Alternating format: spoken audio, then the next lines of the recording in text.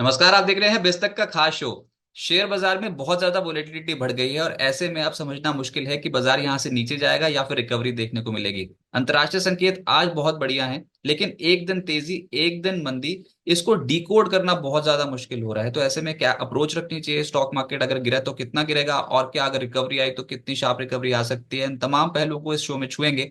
आज हमारे साथ बेहद ही खास मेहमान जुड़े हैं। सनी अग्रवाल जी एसबीआई सिक्योरिटी से हमको ज्वाइन कर रहे हैं। सनी जी नमस्कार, स्वागत है आपका बिस्तक। Thanks for having me on the show. Sir, market पे एक दिन देखो तो एकदम से हायर लेवल्स पे प्रॉफिट बुकिंग होती है और फिर अगले दिन देखो तो खरीदारी के संकेत मिलते हैं। अभी आज मॉर्निंग सेशन में अगर आप देखें तो फिर मार्केट में बहुत ही तगड़ी खरीदारी के संकेत मिल रहे हैं। K50 बता रहा है कि लगभग 250 पॉइंट्स ऊपर चढ़ेंगे। निके का मार्केट तेज हो गया। तो पहले ना ये इंटरनेशनल सेटअप पे ही बात करते हैं, जो ग्लोबल इस समय हालात बने हुए हैं उसमें। ये जापान के डिप्टी गवर्नर का बयान आया और उन्होंने बोला कि अगर मार्केट अनस्टेबल रही तो ब्याज दरें नहीं बढ़ाएंगे। उसके चलते एकदम से एशियन मार्केट्स में रौनक देखने को मिल रही है। ये सर, बाजार को देखकर क्या सेंट्रल बैंक से फैसला करने लगेंगे कि ब्याज दरें बढ़ानी है कि नहीं? Yes definitely. ये जो आज मॉर्निंग में जो बयान आया है overall Japanese market as well as global equity market के पर्सपेक्टिव से पॉजिटिव है, क्योंकि कहीं ना कहीं स्ट्रीट को ये लग रहा था कि अब जापान जिस तरह से रेट हाइक कर रहा है, उसके चलते ये जो रेट हाइक है मे बी ये एक बार करके नहीं रुकेगा। May be there will be a multiple rate hikes to protect their currency, जो कि येन है उसे प्रोटेक्ट करने के लिए एक मल्टीपल रेट हाइक होगी। और इसी के चलते जो येन कैरी ट्रेड जिसे हम कहते हैं, जो लोग जापान में जाकर के एकदम free of cost money raise कर रहे थे और ग्लोबली एसेट्स में डिप्लॉय कर रहे थे, वो ट्रेड कहीं ना कहीं अनवाइंड होना स्टार्ट हो गए थे, वो एक्सपेक्टेशन में कि अब यहाँ से जापान कंटिन्यूअसली रेट हाइक करेगा, जो कि बाकी की जो विपरीत बड़ी इकोनॉमी है उसके टोटली अगेंस्ट है। जहां हम एक और रेट कट की बात कर रहे हैं यूरोप में, अमेरिका में, इमर्जिंग मार्केट्स लाइक इंडिया, और ऑन द अदर हैंड जब जापान रेट हाइक कर रहे हैं तो कहीं ना कहीं डायमेट्रिकली ऑपोजिट पॉलिसी कहीं ना कहीं अपनाई गई थी। और उसी के चलते कहीं ना कहीं कहीं ना कहीं काफी एक डर का माहौल बन गया था। बट आई थिंक आज का जो स्टेटमेंट आया है काफी पॉजिटिवली लिया जाएगा इक्विटी मार्केट की ओर से। और ये क्लियर इंडिकेशन है कि अब शायद जो रेट हाइक की जो पेस है, जो पहले मार्केट डिस्काउंट कर रहा था, शायद अब जाके वो कहीं ना कहीं अब ये लग रहा है कि जो भी रिसेंट रेट हाइक हुआ है, ये अब काफी समय तक अब इसमें कोई बदलाव नहीं होगा। तो अभी मार्केट्स पे करना क्या चाहिए? आम निवेशक हो रहा है बहुत इस समय माहौल जिस तरीके का है, घबराहट सी देखने को मिल रही है। देखिए, ये मार्केट स्टेबल तो नहीं है, ये तो हमें समझ में आ रहा है, क्योंकि आप 1000 पॉइंट्स चाहे हायर लेवल से नीचे आए हो, लेकिन फिर एक रिलीफ रैली पे कितना भरोसा किया जाए? सवाल ये, अगर कोई रिलीफ रैली आती भी है 250 पॉइंट्स 300 पॉइंट्स, तो क्या वो टिकाऊ होगी? क्या अभी खरीदना चाहिए या फिर नहीं खरीदना चाहिए? I think Rajat ji, market कहीं ना कहीं एक करेक्शन के बहाने ढूंढ रहा था 25,000 के आसपास। और ये कहीं ना कहीं जापान से ये संकेत निकल कर आए। इनफैक्ट अगर आप देखोगे पिछले 3-4 दिनों में पूरा सेंटिमेंट ही चेंज हो गया। यूएस में जो एम्प्लॉयमेंट के डेटा आए थे फ्राइडे को, उसके बाद जो करेक्शन स्टार्ट हुआ है, मुझे लगता है कि मार्केट कहीं ना कहीं एक करेक्शन का बहाना भी देख रहा था। बट अगर मैं मार्केट के ट्रेंड की बात करूं तो डेफिनेटली अब मुझे लगता है कि थोड़ा 2 से 3 महीने का जो समय है, एक कंसोलिडेशन का समय है मार्केट में। टेक्निकल लेवल्स की अगर मैं बात करता हूं, मैं हमारी टेक्निकल टीम से भी बात कर रहा था, तो उनका ये मानना है कि 24,500 के ऊपर जब तक अब निफ्टी नहीं जाएगी तब तक एक बुलिश टोन फिर से नहीं सेटअप होगा।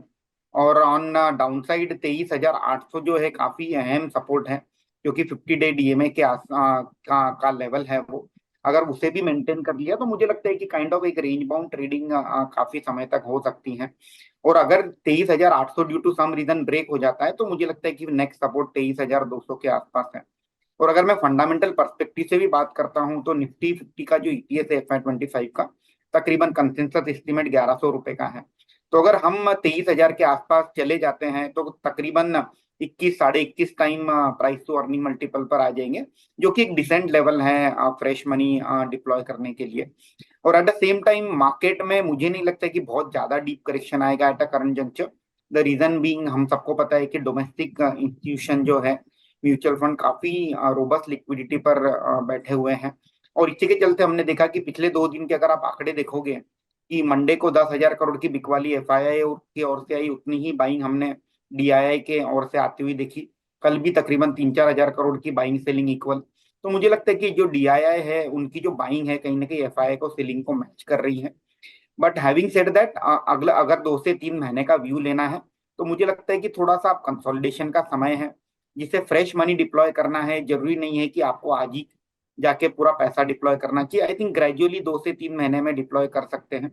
और जो रिटर्न एक्सपेक्टेशन है उससे कहीं ना कहीं टोन डाउन करना होगा, क्योंकि अब ग्लोबली कहीं ना कहीं जो एक बोलते हैं ना कि एक कंटिन्यूस स्मूथ रैली जो चल रही थी, अब वो हिकअप नजर आ रहे हैं। आप पॉलिटिकल एनवायरनमेंट बोलो, काफी बड़े इवेंट लाइंड अप है। यूएस में इलेक्शन है, नवंबर में उसका आउटकम आएगा। एट द सेम टाइम हम देख रहे हैं कि थोड़ा सा सिविल अनरेस्ट चल रहा है यूके में, जिसके चलते कहीं ना कहीं इकोनॉमिक एक्टिविटी इंपैक्ट होती है। बांग्लादेश में हमने देखा कि कहीं ना कहीं इम्पैक्ट चल रहा है। तो कोई ना कोई सेक्टर में, एक्सपोर्ट रिलेटेड सेक्टर में ये जो इम्पैक्ट है देखने मिलेगा। तो मुझे लगता है कि 2 से 3 महीने थोड़ा सा संभल कर काम कीजिए, लीवरेज रखकर काम नहीं करना है। अगर आप ट्रेडर है तो डेफिनेटली स्टॉप लॉस और प्रॉफिट दोनों लेकर चलना चाहिए। आई थिंक ज्यादा लालच बुरी बला है ये मार्केट में। आई थिंक ये कहावत बहुत सही फिट होती है। और अगर कोई लॉन्ग टर्म इन्वेस्टर है तो उसे भी आज ही पूरा पैसा डिप्लॉय करने की जरूरत नहीं है। ग्रेजुअली देखिए एवरी डे क्या क्या ट्रेंड सेटअप हो रहा है मार्केट में, क्या आगे के इंडिकेशन है। अभी आरबीआई की पॉलिसी भी लाइंड अप है, उसमें हालांकि हमारी एक्सपेक्टेशन है कि कोई चेंज नहीं होगा।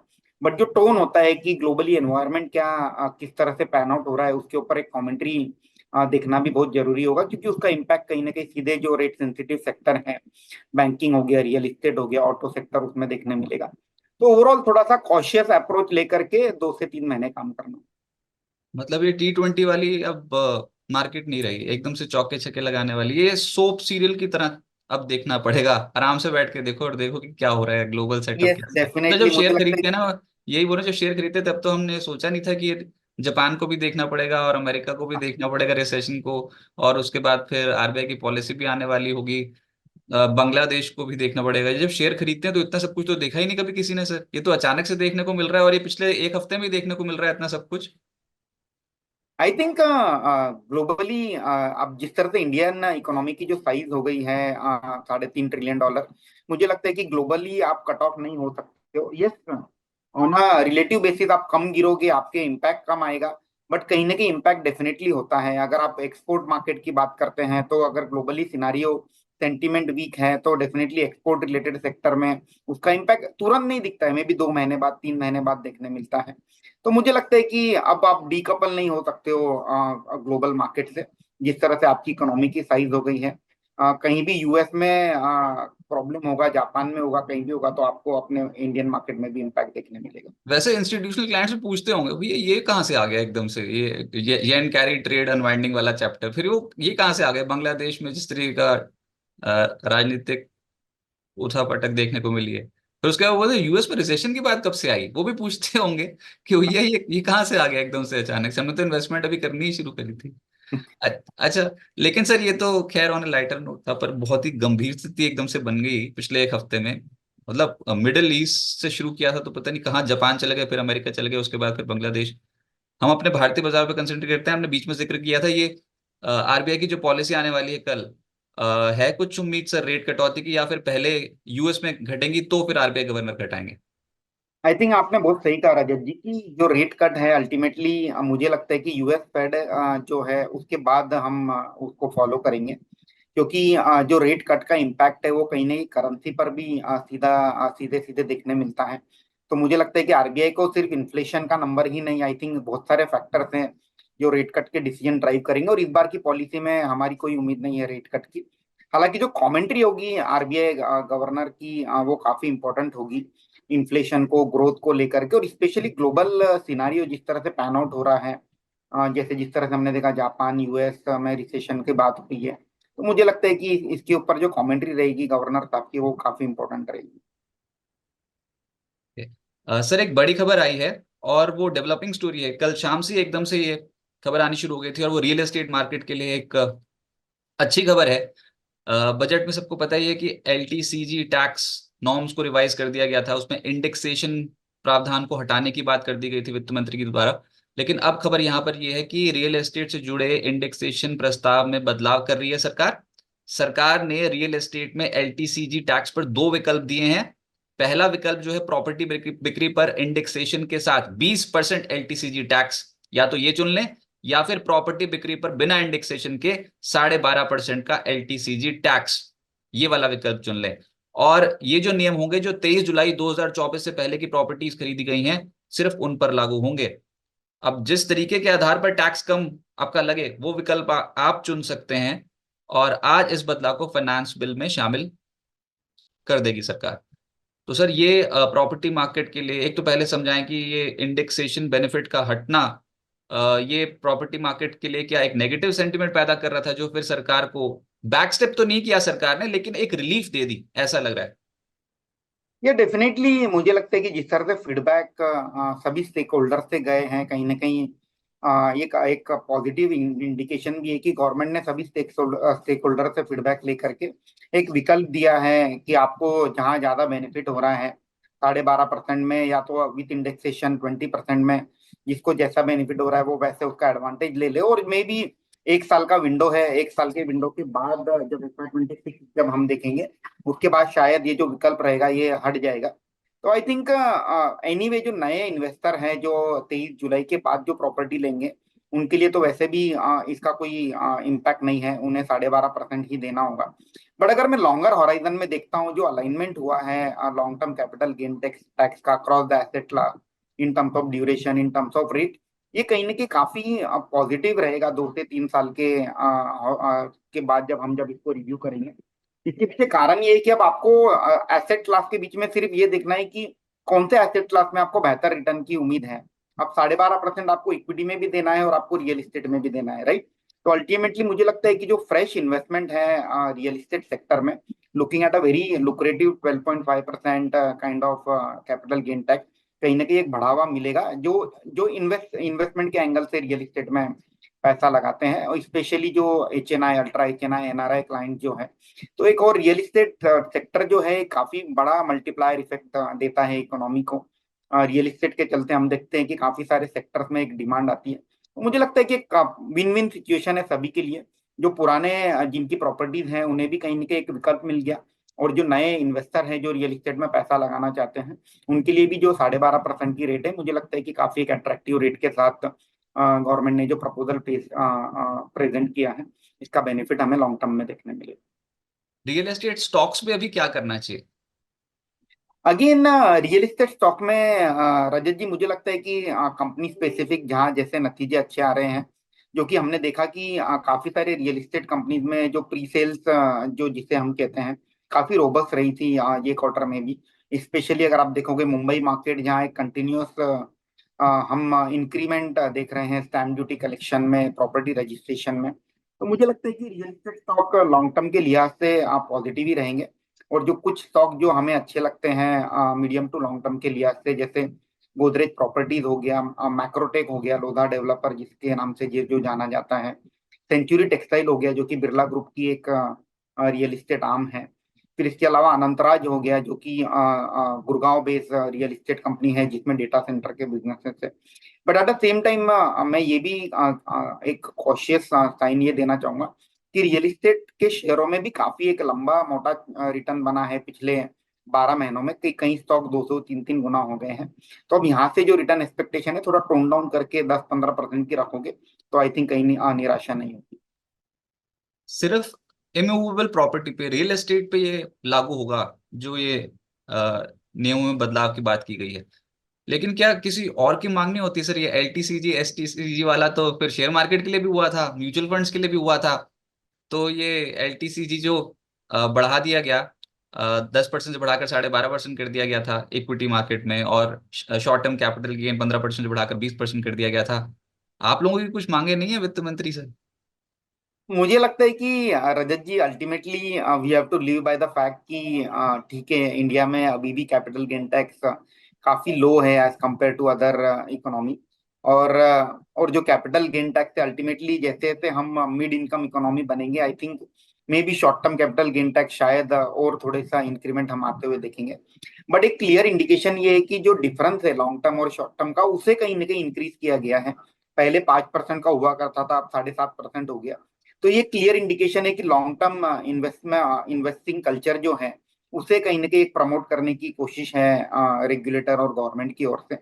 और इसी का मुझे लगता है कि लॉन्ग टर्म में रिटेल निवेशक जो है उन्हें कहीं ना कहीं बेनिफिट डेफिनेटली इसका देखने मिलेगा। ये डेफिनेट, अगर पहले आप 100 रुपए में से का प्रॉफिट होता था, 10 रुपए लॉन्ग टर्म देते थे, अब 12.5 देना है। I think we have to leave by the fact and move ahead. और अल्टीमेटली अपना focus, our focus should be on identifying companies जहाँ एक बेहतर रिटर्न बनेंगे। रिटर्न बनाने के बाद टैक्स देना है, वो तो ठीक है, बात की बात है। हाँ, वो प्रॉपर्टी मार्केट के लिए चलो ठीक है, ये फाइनेंस बिल में शामिल कर दिया जाएगा इस बदलाव को। लेकिन मैं फिर से ना आपसे ये इक्विटी मार्केट के लिए पूछता हूँ, जो मैं चेक कर पा रहा हूँ उसमें ना जो मांगे वो ये कि आप एसटीटी को जब लेके आए थे इक्विटी मार्केट के लिए, तो ये था कि क्योंकि टैक्स प्रॉपरली नहीं देते इन्वेस्टर्स, कई बार नहीं बताते थे कि कितना इनकम जनरेट हो गया, कितना गेन हो गया, तो वो शो नहीं करते थे अपने आईटीआर में। तो फिर वो हुआ कि आप एसटीटी लगा दो ताकि पहले ही जैसे टीडीएस कटता है ना वैसे ही कट जाए किसी तरीके से। तो एसटीटी तब लेकर आया गया था पी चिदम्बरम जी के टाइम पे। तो उसके बाद अ, अब हम देख रहे हैं कि एसटीटी जब आता है, जब आप वो रिपोर्ट देखते हो ना अपनी आखिरी में ट्रांजैक्शन रिपोर्ट, तो उसमें एसटीटी का जो कॉलम होता है, बाप रे बाप, मैं तो खुद देखे थे, उसमें ब्रोकरेज तो कम होती है और एसटीटी का जो आंकड़ा होता है बहुत ज्यादा होता है। एसटीडी तो सरकार हटा नहीं रही, और ऊपर से फिर अगर आपने मुनाफा कमा लिया तो उसके ऊपर short term capital gain tax अलग, और अगर आपने लॉन्ग टर्म में मुनाफा कमा लिया तो उसके ऊपर long term capital gain tax अलग से लेती है सरकार। ये सब किस तरीके की, और उसके बाद डिविडेंड भी टैक्स उसके ऊपर भी लेती है सरकार। इतना सारा टैक्स इक्विटी मार्केट के लिए, और अगर लॉस हो जाए तो। ये डेफिनेटली मुझे लगता है कि यस, आपका पॉइंट सही है कि जब एसटीटी लाया गया था तो एजेंडा यही था कि जितने भी ट्रांजेक्शन हैं वो कहीं ना कहीं ढंग से रिपोर्ट हो सके। अब मुझे लगता है कि इसके ऊपर भी काफी बार फीडबैक गया है, स्पेशली डिविडेंड इनकम को लेकर के, कि वो डबल टैक्सेशन के दायरे में आते हैं, जहाँ कंपनी अपना जो प्रॉफिट है उसके ऊपर टैक्स पे करने के बाद डिविडेंड डिस्ट्रीब्यूट करती है। फिर डिविडेंड जब शेयर होल्डर के हाथ में आता है तो अगेन उसके इनकम टैक्स स्लैब के हिसाब से उसे फिर से टैक्स देना पड़ता है। और इसके ऊपर आई थिंक काफी सारी चर्चा ऑलरेडी सरकार के साथ चल रही है। आई होप कि मे बी नेक्स्ट बजट में शायद इसके ऊपर कुछ एक बेनिफिट कहीं ना कहीं देखने मिलेगी। तो लॉस हो जाए तब तो टैक्स मत लो, उतना बहुत दुख होता है, मतलब उसके बाद तो लॉस के बाद भी टैक्स दे रहे हैं, बताओ बिक्री पे। अच्छा, अभी के हिसाब से मार्केट में अगर ये बाउंस जैसे आपने बोला 24,500 के लेवल के ऊपर निकलेंगे तब जाके कुछ तसल्ली आएगी कि हाँ अब थोड़ा मूड माहौल ठीक है, तब तक ऐसे हिचकोले खाता रहेगा मार्केट। कहाँ पर आपने इन्वेस्टमेंट करनी स्टार्ट की है, करी भी है अभी कि नहीं करी, लेकिन अगर करी है तो कौन से सेक्टर्स में आपको जो अच्छे लग रहे हैं? अगेन रजत जी, मुझे लगता है कि थोड़ा सा जो क्वालिटी कंपनीज हैं अब वहाँ कहीं फोकस करना चाहिए, rather than looking at any small cap micro cap name. क्योंकि जिन कंपनीज के नतीजे जून क्वार्टर में अच्छे आए हैं वही कंपनीज है जहाँ हम पहला इंस्टीट्यूशन का इंटरेस्ट आते हुए देखेंगे एवरी फॉल में। तो मैं कुछ कंपनीज के नाम बताता हूँ जहाँ मुझे लगता है कि काफी अच्छे नतीजे आए थे और जिसका आउटलुक भी अच्छा था। जैसे जोमेटो हो गया, जोमेटो में हमने काफी स्ट्रॉन्ग नतीजे कंपनी के आते हुए देखे थे। और मुझे लगता है कि अल्टीमेटली जो ग्रोथ प्रोस्पेक्ट है कंपनी के भी काफी रोबस्ट है। तो बाय ऑन डिप की जोमेटो में हम एक रणनीति सुझा रहे हैं। जैसे जस्ट डायल है, छोटी कंपनी है, very similar to India Mart business, B to B catalogue का जो काम करती हैं। वहाँ मुझे लगता है कि काफी अच्छे नतीजे आए थे। हमारा राजा बैटरी जो कि अगेन डिओपोली प्लेयर है बैटरी सेगमेंट में, उनका जो नया प्लांट ऑन स्ट्रीम जा रहा है गीगा फैक्ट्री के थ्रू, मुझे लगता है कि उसका बेनिफिट कहीं ना कहीं अगले 2 से 3 साल में हमें देखने मिलेगा। फिर अगर मैं इलेक्ट्रॉनिक साइड में बात करता हूँ तो अंबर एंटरप्राइजेस के काफी अच्छे नतीजे आए थे। मुझे लगता है कि उसमें कहीं ना कहीं एक बाय ऑन डीप की रणनीति देख सकते हैं। अगर मैं फार्मा की बात करता हूँ तो कल लुपिन के नतीजे काफी बेहतरीन नतीजे आए, रिकॉर्ड हाई नंबर्स हमने देखे। यूएस मार्केट जो उनका तकरीबन 40% कंट्रीब्यूट करता है उसमें ग्रोथ आती हुई देखी। और अभी भी लुपिन अगर आप चार्ट पे देखोगे तो लाइफ हाई के नीचे ही ट्रेड कर रहा है। तो मुझे लगता है कि इसमें एक अच्छा खासा लंबा रनवे बचा हुआ है। ब्लू स्टार के नतीजे कल काफी अच्छे आए, ये सब कंपनी देखना चाहिए। और अगर मैं लार्ज कैप की बात करता हूँ तो सर्टन नेम से जैसे महिंद्रा एंड महिंद्रा, अगेन काफी अच्छे नतीजे हमने देखे थे कि स्पोर्ट्स यूटिलिटी व्हीकल और ट्रैक्टर सेगमेंट, दोनों सेगमेंट में एक अच्छे खासे नंबर आते हुए देखे थे। भारतीय एयरटेल रिसेंटली जो जिस तरह से टैरिफ हाइक हुआ है, अगेन बाय ऑन डिप की रणनीति यहाँ अपना सकते हैं। आईटीसी होटल बिजनेस का कहीं ना कहीं डीमर्जर हम होते हुए देखेंगे, इसका एक बेनिफिट आईटीसी में वैल्यूएशन के लिहाज से भी on a relative basis cheap है। टाटा कंज्यूमर जो कि टाटा ग्रुप की एफएमसीजी कंपनी है, वहां भी हम काफी सारी एक्टिविटी होते हुए देख रहे हैं। Larsen and Toubro, one of the largest cap goods engineering company. NTPC काफी रोबस्ट नतीजे आए थे एनटीपीसी में। एनटीपीसी का जो रिन्यूएबल एनर्जी का आर्म है उसका आईपीओ हम अगले 6 महीने में आते हुए देखेंगे। वहां मुझे लगता है कि एक decent kind of return one can expect. Lupin की हमने बात करी, सिप्ला, अगेन सिप्ला के भी नतीजे काफी अच्छे आए थे। तो ये सर्टन कंपनीज अल्टीमेटली मुझे लगता है कि जो मंत्र है मार्केट में पैसा बनाने का, अब ये वही है कि जो कंपनीज के नतीजे काफी अच्छे आए थे जून क्वार्टर में, और वही कंपनी के मुझे लगता है कि अगले 2 से 3 क्वार्टर में नतीजे अच्छे आएंगे। और यही कंपनीज है जहां एवरी डीप पे हम इंस्टीट्यूशन का और स्मार्ट इन्वेस्टर का बाइंग आते हुए देखेंगे। तो एक सेफ रिस्क रिवॉर्ड भी फेवरेबल हो जाता है ये सब कंपनी। और जो निवेशकों ने बजट से पहले खरीद लिया उसका क्या करें सर? डिफेंस कंपनी का क्या करें? रेलवेज का क्या करें? आई थिंक डिफेंस और रेलवेज में एक अच्छा खासा पैसा सभी ने बनाया है। I think post election outcome बहुत स्ट्रांग रैली हमने ये दो सेक्टर में देखी थी। और अब कहीं ना कहीं बोलते हैं ना मीन रिवर्जन का जो कंसेप्ट है कि जो बहुत ज्यादा बहुत कुछ चल जाती है तो एवरेज के पास फिर से आती है और टच करने। I think that scenario is panning out across defence and railway company.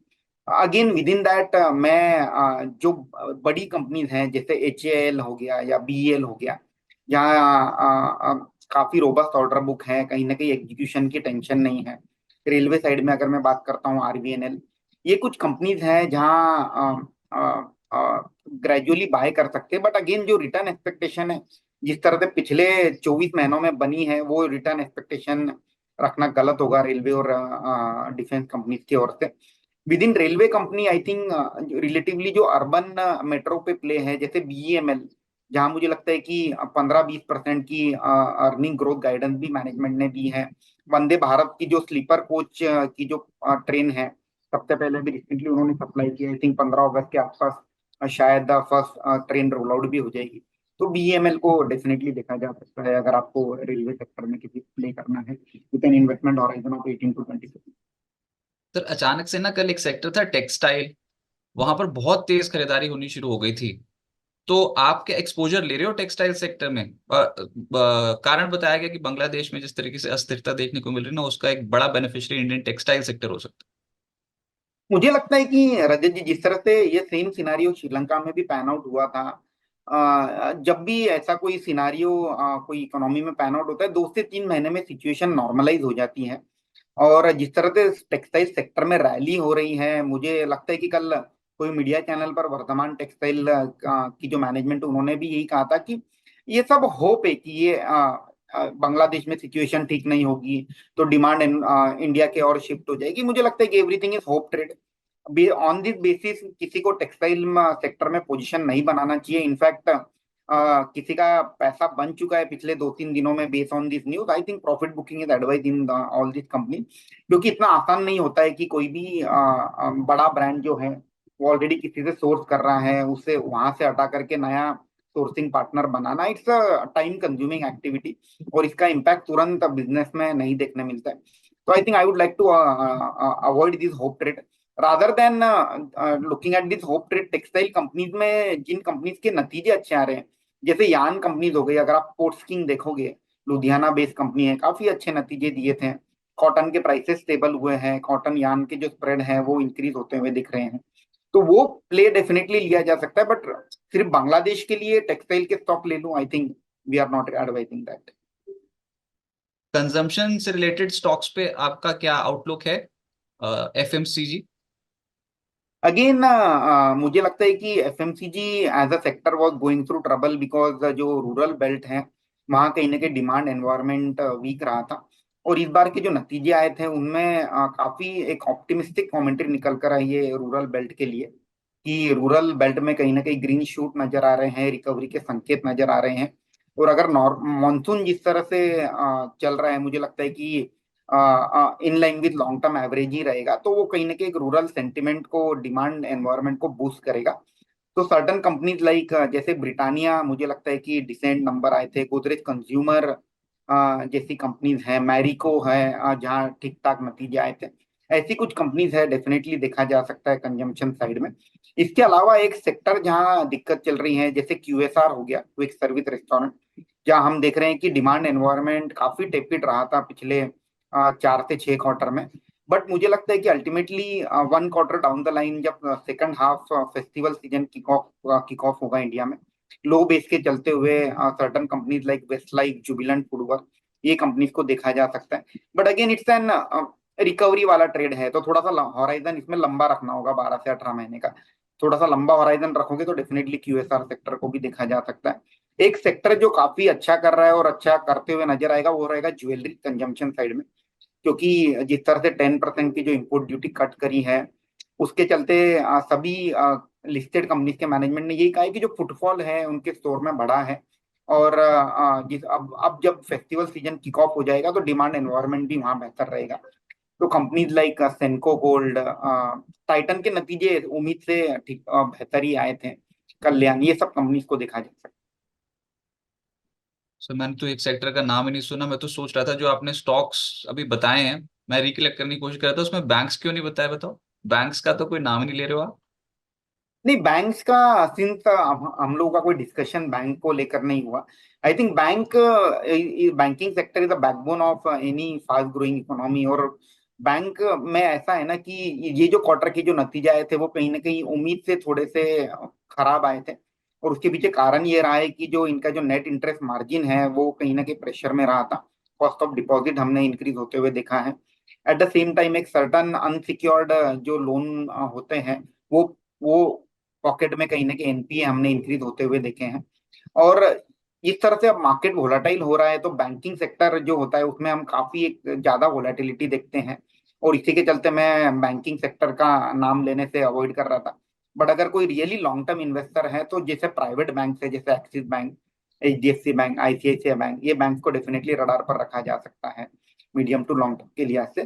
Compare to bank मुझे लगता है कि non banking financial services company जो एनबीएफसी जिसे हम कहते हैं वो रिलेटिवली बेटर प्लेस है। कंपनीज लाइक श्रीराम फाइनेंस, चोला, पूना वाला फिनकॉर्प, ये सब कंपनीज को मैं मुझे लगता है कि अगर रेट कट साइकिल 3 महीने डाउन द लाइन जब स्टार्ट होगा तो अल्टीमेटली जो एनबीएफसी हैं उनकी सबसे पहले कॉस्ट ऑफ फंडिंग कम होगी, क्योंकि वो तो डायरेक्ट बैंक से लोन लेकर के आगे लेंड करते हैं। तो बैंक्स का जो एडवांटेज है रेट कट का वो बैंक एनबीएफसी को पास करेगी। और इसका बेनिफिट कहीं ना कहीं हम निम में जो है जो कंटिन्यूस डिक्लाइन देख रहे हैं वो आरएस होते हुए देखेंगे। तो NBFC are relatively better place as compare to bank at current. Banks तो स्पेशल डिपॉजिट्स भी निकाल रहे हैं अब, वो हायर इंटरेस्ट रेट्स पे उन्होंने डिपॉजिट स्कीम्स भी निकाली है बैंकों ने, पैसा इकट्ठा करने के लिए। लेकिन सर यस बाजार। डेफिनेटली, जिस तरह से डिपॉजिट मोबिलाइजेशन का जो प्रेशर है, ये जो है अल्टीमेटली बैंक्स को डिपॉजिट रेट बढ़ाने होंगे टू मोबिलाइज द डिपॉजिट। और इसका एक इम्पैक्ट कहीं ना कहीं जो नेट इंटरेस्ट मार्जिन है, जिसे हम स्प्रेड जिसे कहते हैं, कि आपकी जो एवरेज लोन की रेट है और आपकी जो एवरेज डिपॉजिट की रेट है, इसका जो डिफरेंस होता है वो कहीं ना कहीं थोड़ा श्रिंक होते हुए नजर। सर आखिरी सवाल ये होगा कि आपको क्या ऐसा बाजार में कुछ आ जाए, क्या खुशखबरी आए जो जो इतना पेसिमिज्म है ना इस समय मार्केट में पिछले एक हफ्ते में, वो खत्म हो जाए एकदम से अचानक और मार्केट फिर से नए लेवल्स की ओर कूच कर जाए। ऐसा क्या होना चाहिए मार्केट में? ऑलमोस्ट सभी ट्रिगर्स तो खत्म होते नजर आते हैं, अब आरबीआई पॉलिसी भी कल आ जाएगी। मुझे लगता है कि अल्टीमेटली मार्केट को जो अनसर्टेनिटी है वो अब नहीं पसंद आती है। और हमने देखा कि जहां भी एक अनसर्टन एनवायरनमेंट बनता है उसके बाद मार्केट में करेक्शन होता है। तो एक stable economic environment across the globe, whether it is US, whether it is Asia, whether it is European market, एक स्टेबल जो इकोनॉमिक सिनारियो होता है वो कहीं ना कहीं पॉजिटिव रहता है। इसके अलावा अगर मैं डोमेस्टिक साइड में अगर मैं ट्रिगर की बात करता हूं तो मुझे लगता है कि अगला बड़ा ट्रिगर रहेगा जीएसटी रेट रैशनलाइजेशन का, जिसकी मुझे लगता है कि शायद अगस्त मंथ में ही कोई एक मीटिंग होना चाहिए। उसके चलते कहीं ना कहीं कुछ सेक्टर में अगर कुछ अनाउंसमेंट होती है रेट रैशनलाइजेशन की तो कुछ सेक्टर में बेनिफिट आते हुए देखेंगे। तो आई थिंक स्टॉक स्पेसिफिक थोड़ा मार्केट रहेगा, बट अल्टीमेटली 2-3 महीने थोड़ा सा मार्केट मुझे लगता है कि it's a time for consolidation in the equity market. और स्टॉक स्पेसिफिक एक्टिविटी पर थोड़ा ज्यादा फोकस करना होगा rather than looking eight Nifty and Sensex level. Sir बहुत शुक्रिया आपका हमारे साथ जुड़ने के लिए और इस खास चर्चा में पार्टिसिपेट करने के लिए, बहुत बहुत शुक्रिया। Thank you Rajat ji, thank you.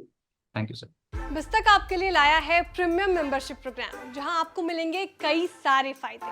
जिनमें मार्केट न्यूज़लेटर, लाइव चैट पर आपके सवालों के सबसे पहले जवाब, मार्केट आउटलुक, वीकेंड पर मार्केट स्कैन, एंकर्स के साथ चैट और भी बहुत कुछ। इस प्रीमियम सब्सक्रिप्शन में 3 तरह के प्लान्स हैं, सिल्वर, गोल्ड और प्लैटिनम, जिनकी शुरुआत मात्र 159 रुपए महीने से होती है। इससे जुड़ना भी बेहद आसान है। बिस्तक के YouTube चैनल पर जाएं, ज्वाइन बटन पर क्लिक करें और अपना प्लान सिलेक्ट करें। बस बन गए आप हमारे प्रीमियम मेंबर।